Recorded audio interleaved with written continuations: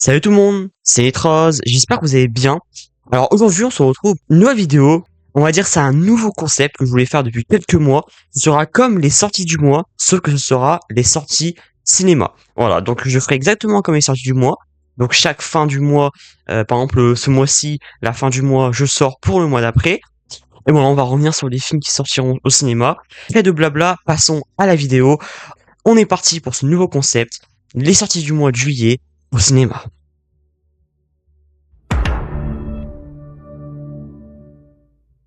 Donc alors, sans plus tarder, on va débuter avec les films. Donc juste pour vous dire, après promis, pour commencer la vidéo, je vais pas détailler tous les films. Ce sera comme pour les sorties du mois sur les plateformes. Voilà, je vais détailler un maximum de films, mais les films que je trouve personnellement pas trop intéressants ou qui sont assez méconnus, j'en parlerai un peu moins ou même pas du tout. Sinon la vidéo va durer beaucoup trop longtemps. On commence avec la semaine du mercredi 2 juillet. Donc tout ce que je vais vous dire là, ça sortira au cinéma le 2 juillet. Falcon Express. Rapace, avec notamment Mallory Wenneck, vue dans notamment L'amour ouf, Samuel, journaliste, et Ava, sa fille et stagiaire, couvrent le meurtre d'une jeune fille attaquée à l'acide pour leur magazine. Frappé par la brutalité de ce meurtre, ainsi que par l'intérêt de sa fille pour l'affaire, Samuel décide de mener une enquête indépendante à l'issue de sa rédaction et découvre des similitudes troublantes avec le meurtre d'une autre femme. Mamie Sitting. L'accident de piano, donc le nouveau film de Quentin Dupieux avec entre autres Adèle Exarchopoulos et Jérôme Commander. Magali est une star du web hors solde et sans morale qui gagne des fortunes en postant des contenus chocs sur les réseaux. Après un accident grave survenu sur le tournage d'une de ses vidéos, Magali s'isole à la montagne avec Patrick, son assistant personnel, pour faire un break. Une journaliste détenant une information sensible commence à lui faire du chantage. La vie de Magali bascule. Ainsi aussi, ce qui donne plutôt envie, donc à voir si le film en lui-même sera bien. L'Aventura. The Ugly Stepsisters. Matérialiste, une comédie romantique avec un casting 5 étoiles. Chris Evans, Pedro Pascal et Dakota Johnson. À l'emploi d'une agence de rencontres new-yorkaise, Lucy a pour tâche de dénicher le meilleur parti possible pour des clientes aux nombreuses exigences. Après de nombreuses années sans attache, elle se décide enfin à fréquenter Harry, l'héritier d'une grande fortune, rencontré au mariage d'une cliente.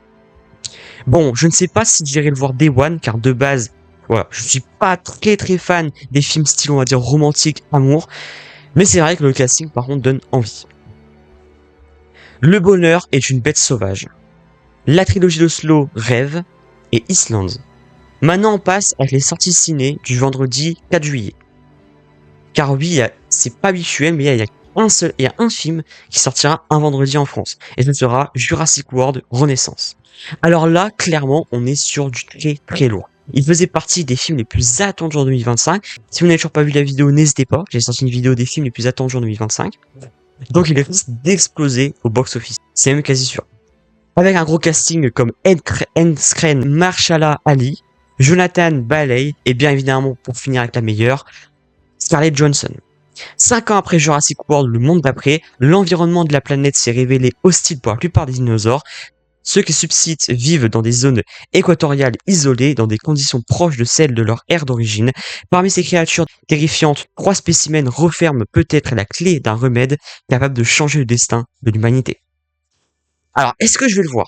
Sachant que je ne suis pas à jour dans la franchise et qu'il faut avoir vu les autres pour comprendre, ça va être chaud de le voir Day One, mais pourquoi pas le voir, voilà. Essayer de le voir dans les semaines qui suivent, car vraiment, que ce soit la bande-annonce, le synopsis ou le casting, ça me donne très envie.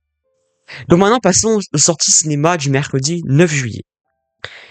Et on commence, bon là, je pense qu'on est encore sur du très lourd, Superman. Le fameux Superman de James Gunn que beaucoup de monde attendent.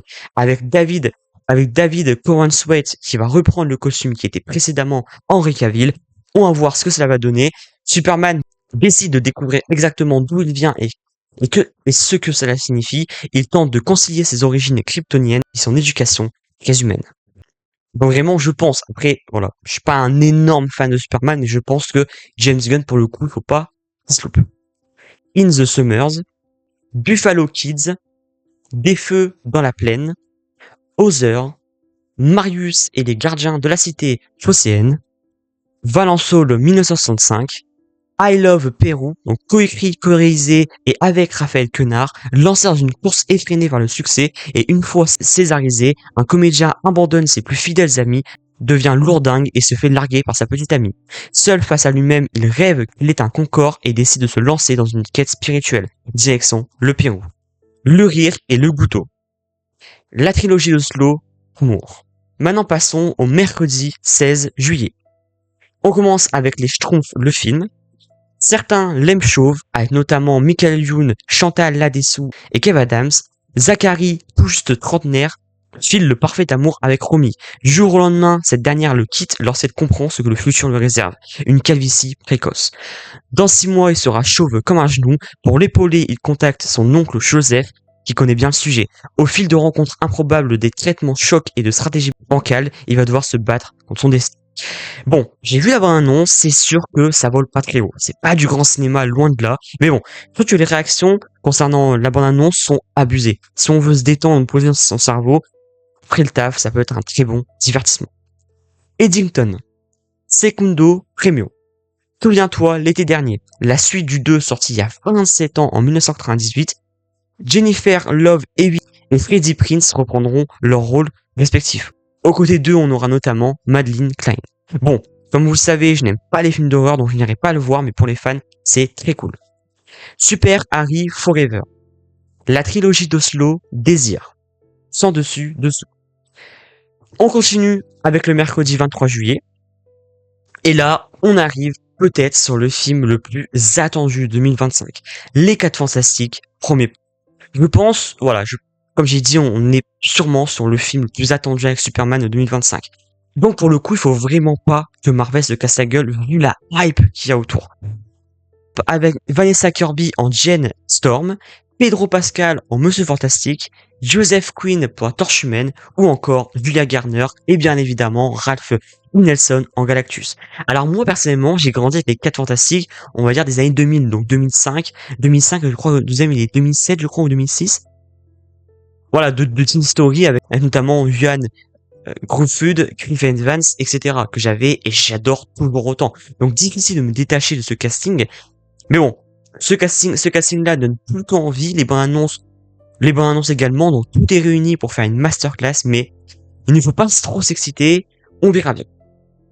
Dans Dangerous Animals, The Things You Kill, My Father's Son, Renard et Lapine sauvent la forêt, Victoria, Dis-moi pourquoi ces choses sont si belles, Sorry Baby, et Aux jours qui viennent. Et on termine avec la dernière semaine, la semaine du mercredi 30 juillet, avec les Bad Guys 2. Touch, Ça me fait pleurer, Dracula, donc le fameux Dracula de Luc Besson, on verra bien ce que ça donne. Mais en tout cas, moi, Luc Besson, c'est un réalisateur que j'adore. Eternal, Gangs of Taiwan, et enfin, pour terminer les sorties du mois de juillet au cinéma, Substitution, Blink, Airback. Donc ouais, je tiens à présenter les titres pour cette première vidéo de ce nouveau concept, les sorties du mois concernant le cinéma. J'espère vraiment que ça va vous plaire. Voilà, ça fait des mois que je veux le faire et je pense que voilà, ça va faire plaisir à beaucoup de monde qui veulent avoir un peu l'actualité cinéma, etc.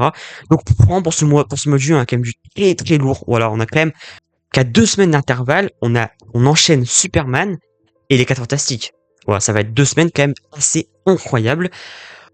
N'hésitez pas à me donner votre avis en commentaire concernant les titres qui vous intéressent le plus pour ce mois de juillet au cinéma. Donc personnellement, en vrai, il y a quand même pas mal de trucs intéressants. Ensuite, voilà, la matérialiste que j'ai dit, voilà, donc voilà, on va dire ça me hype pas, mais ça me donne quand même bien envie.